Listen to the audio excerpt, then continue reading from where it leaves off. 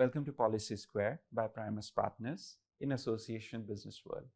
Today we have with us Ambassador Navdeep Suri. He has been a career diplomat and a representation from India to countries like Australia, UAE, and some of the African nations. Today we speak with him on the outcomes of India's free trade agreement with Australia and what's in store for India for its future trade negotiations amongst the evolving geopolitical situation. Ambassador Suri, for India, UAE, any which ways, is a huge export destination. Now, in light of the CEPA that has been signed and the further trade negotiations that have been happening, what do you think India should do to further consolidate its positioning in the MENA region? I think UAE serves as a very important gateway to the MENA region. And I think what this CEPA is going to do is really reinforce that trend. You know, our current exports to UAE are about $32 billion, and the ambition is to double it. UAE itself can't absorb that $32 billion of exports. It's not a large enough country for that. So a lot of stuff from UAE gets transshipped to East Africa, to the Gulf itself, to Central Asia, to Iran, even to Pakistan. And I think the fact that Indian exports are going to get more competitive with zero tariff across almost 90% of the products means that you will see trade grow.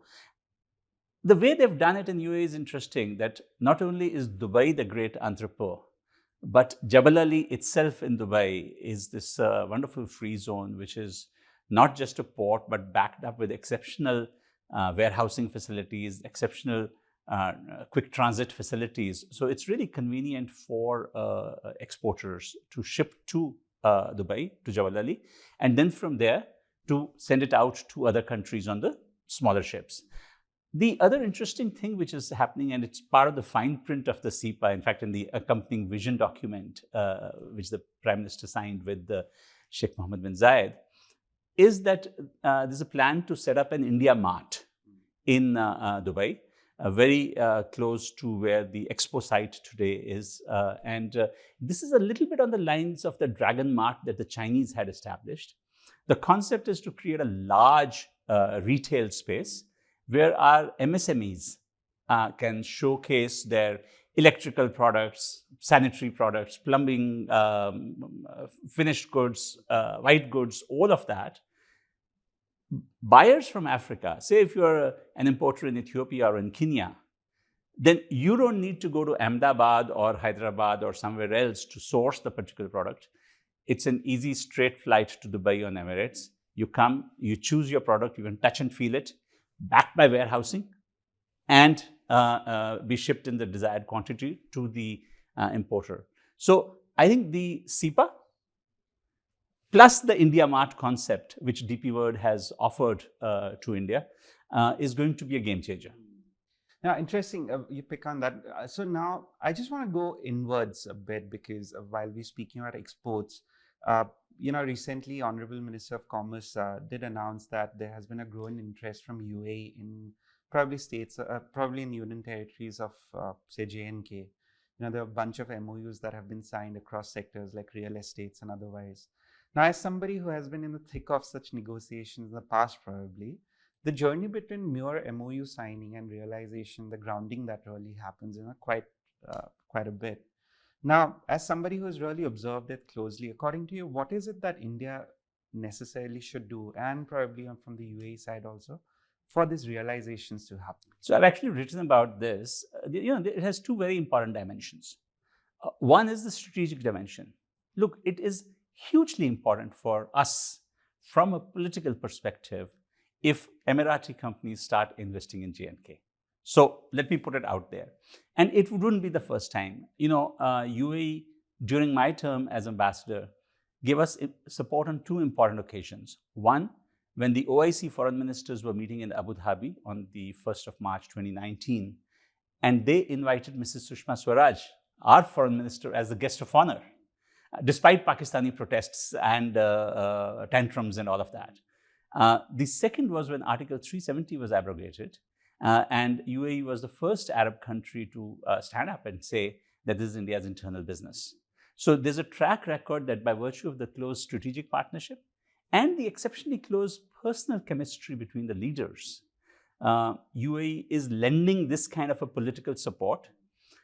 I think the investments that are being planned in Jammu and Kashmir, at least 3 of them, I can tell you, will move faster than the others. The first is Imar's plan to build the Mall of Srinagar as a 500,000 square feet facility, possibly backed by service apartments and a hotel that would become a magnet for tourists from that part of the world. The second is what the Lulu Group is doing. It's owned by Yusuf Ali, a person of Indian origin from Kerala. And he has established the largest retail empire in the MENA region. He is planning to set up one huge hypermarket in that Imar Mall. But more important, I think, is that he's already putting the groundwork for a packaging and processing plant so that fresh Kashmiri produce can go directly to markets in the Gulf. And the economics of that for the apple grower, for example, or the saffron grower or others is going to be immense to have this. The third is DP World, and they are planning to put up a large multimodal logistics facility, because what Kashmir really needs is the capacity to get its produce or its products or handicrafts out into the global markets. And you need that logistics for that. So I think that, again, is a very important trend that is developing. No, interesting. Let me just try and probably, divert from the conversations around trade.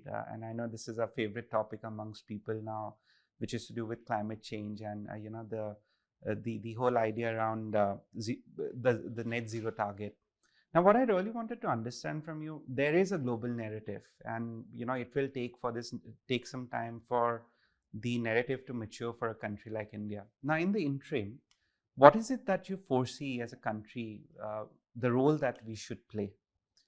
Look, India is going to be crucial to global efforts towards, whether you call it net zero, whether you call it holding the 1.5 degree benchmark, or any other. If India were to become as profligate in energy consumption as the West is, then the planet doesn't have a chance. Mm-hmm. So we have to grow more responsibly. That is absolute. The interesting thing is the way this is also featuring in our conversations with UAE, because UAE is actually quite an interesting country that is one of the world's largest producers of oil, and yet was an early convert to the use of renewable energy. So they have this place called Masdar near Abu Dhabi, which has ambitions to be an entirely net zero community fueled completely by renewable energy. And that's interesting. They've also become the first country in the Middle East to have a nuclear power plant. The second unit was commissioned, I think, a week or two ago.